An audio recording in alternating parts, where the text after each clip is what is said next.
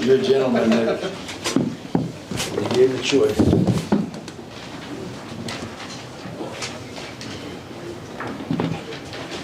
Michael, early on it seemed like defensively you guys were struggling against them. What was kind of the key in the message to sort of staying the course throughout that game and return? Yeah, I mean, the message is simple. In that first quarter, everything we prioritized all week long in prepping for this game, we weren't doing. And obviously, it started in transition, then it carried over into the paint. They just dominated in both areas. But I felt the way we closed that second quarter was really important.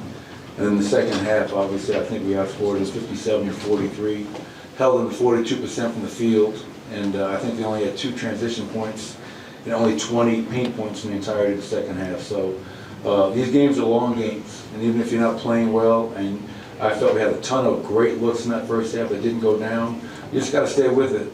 And it's great to see our guys do that tonight, and find a way to, in that second half, get stops, get out and run, and also see that ball go through the net. And like KCP got hot, Jamal, it was good to see the ball go through the net for our guys.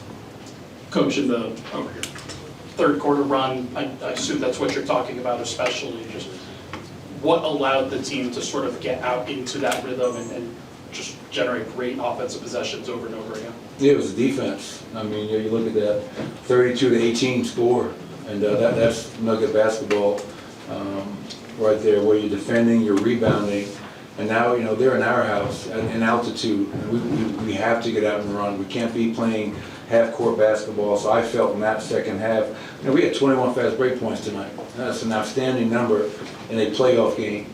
And we don't want to play half-court basketball, so it was all predicated in line with their defense, the rebounding. And then guys got out and ran, and the ball was moving.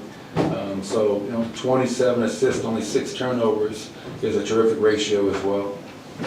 Hey, Coach. Pat Graham, Associated Press. You said the court is kind of the safe haven for Michael Porter. He had 19, 8, and 2 blocks. What do you think of his performance tonight? Yeah, I felt he got better and better as the game went along. I felt a couple of our guys, at halftime, I told them, I said, man, we're getting great looks. Don't stop shooting the ball. If you're open, shoot the ball with confidence. And I felt for Michael, I just felt as the game went along, he got himself further and further into the game. And there's so much going on off the court for Michael Porter Jr. and his family. This allows him to get back to do something not only that he loves, but also does very well. And I just felt like he kind of settled in the game and wound up, as you mentioned, with 19 and 8, and hit a couple big shots. Right here. You get down, I think 12 in the first half. Any frustration by you or the team? And if not, what's that to say about this season?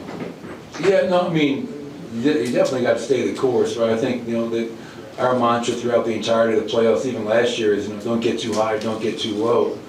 But the only little bit of frustration was everything we had talked about early in that game, we just weren't doing.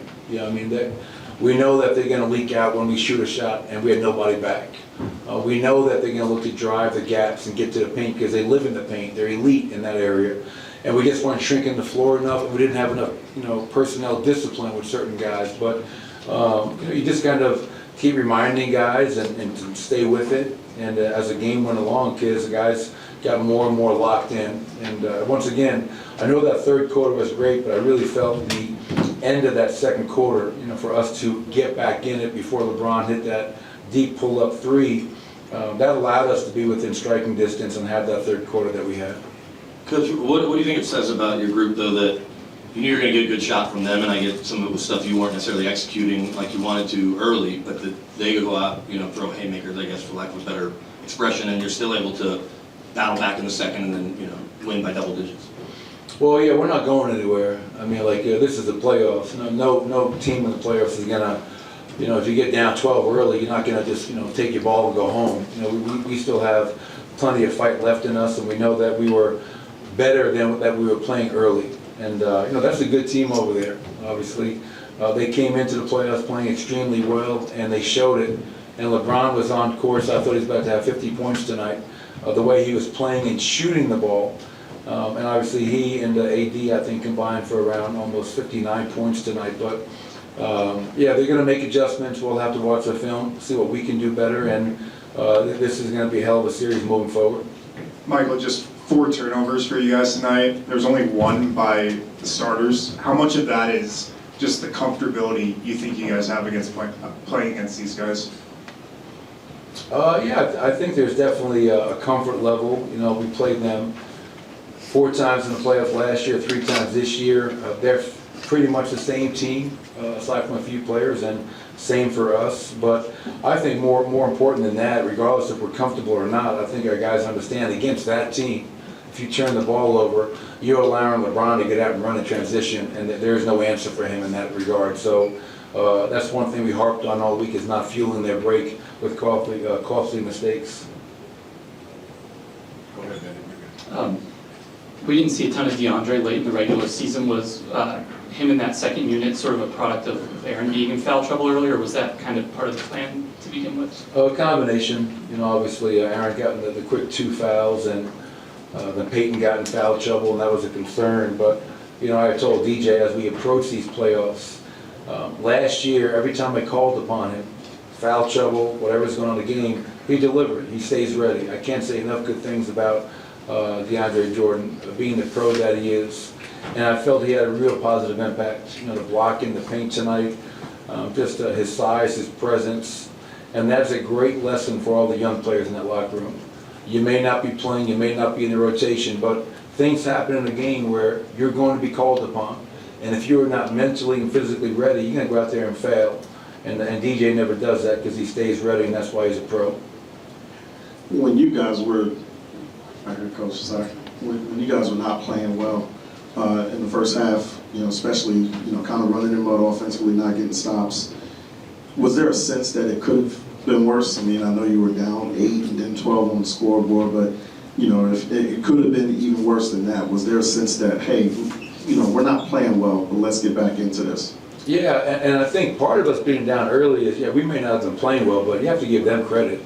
I mean, they came out here, you know, playing very well and had us on our heels. So I think that's number one, is give the Lakers credit for coming into our building and sending a message that they're here. And, you know, this is a brand new series, and which is what we fully expected.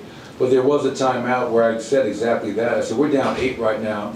We're not playing great. They're off to a hot start. We're missing a ton of open looks. I go, but what's got to change is our defense, starting with transition, then flowing into the paint. And once we improve those areas, we're going to have a chance to get out and run ourselves. And that's kind of how things played out tonight. But yeah, we know Darvingham and his coaching staff, they do a hell of a job. They'll have those guys ready come Monday night. Last one, kids. All right, we're almost 10 minutes into this, and I don't know if we even mentioned Joker yet. 32. Who's that? Yeah. 32 points. Is that just friend of the bill now? It is, you know, but what was really impressive, obviously, is the 32, the 12 boards, the 7 assists, the 2 steals. He had a big steal late. How many dunks did he have tonight? Is there? I mean, come on, man. That's big time. We should be giving away free gifts or something like that. So, yeah, Nikola, we see it all the time, man. Like, you know, Nikola's a great player, and the bigger the stage, the brighter the lights. You know, he just continues to shine. And the same is said for Jamal Murray. Like, I ran Jamal 39 minutes tonight, which is more than I would have liked to have played him, but he's another gamer. We've seen those guys time and time again, and I got to give all the other guys credit. Once again, Pope's 4 threes, but Aaron Gordon, 12, 11, and 7. And he had a couple of really big offensive rebounds for us. So this was a team win. I know we have a great player in Nikola, but we needed everybody to get this win, and they all stepped up. Thanks, everybody. Thank you, Aaron.